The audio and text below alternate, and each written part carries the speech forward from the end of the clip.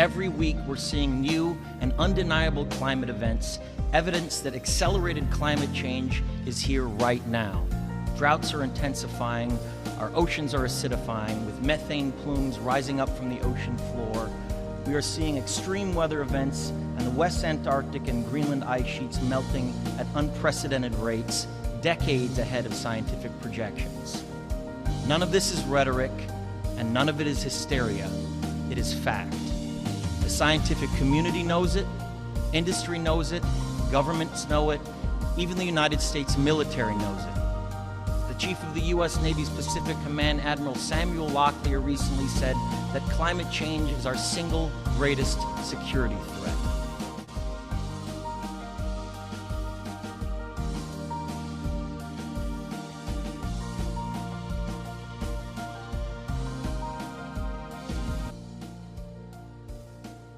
But a larger lesson is that no matter how much we improve our regulation of the industry, drilling for oil these days entails greater risk. After all, oil is a finite resource. We consume more than 20% of the world's oil, but have less than 2% of the world's oil reserves. And that's part of the reason oil companies are drilling a mile beneath the surface of the ocean, because we're running out of places to drill on land and in shallow water. For decades, we have known the days of cheap and easily accessible oil were numbered. For decades, we've talked and talked about the need to end America's century-long addiction to fossil fuels. And for decades, we have failed to act with the sense of urgency that this challenge requires. Time and again, the path forward has been blocked, not only by oil industry lobbyists, but also by a lack of political courage and candor. The consequences of our inaction are now in plain sight. Countries like China are investing in clean energy jobs and industries that should be right here in America. Each day, we send nearly $1 billion of our wealth to foreign countries for their oil. And today, as we look to the Gulf, we see an entire way of life being threatened by a menacing cloud of black crude. We cannot consign our children to this future.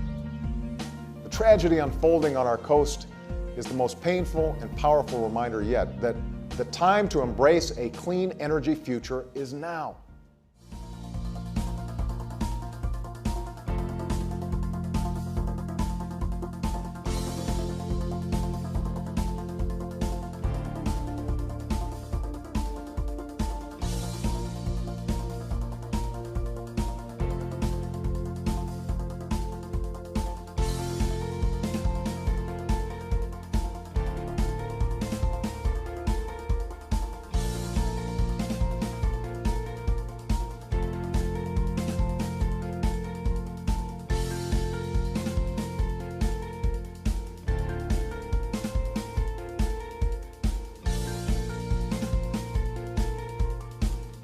So the fewer very dirty coal-fired power plants we have, the better.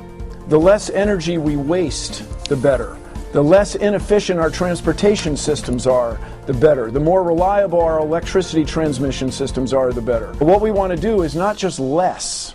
We want to do more with less. And for me, as a guy who grew up in the U.S., I want the U.S. to lead the world in this, rather than wait while you made reference to the United Kingdom.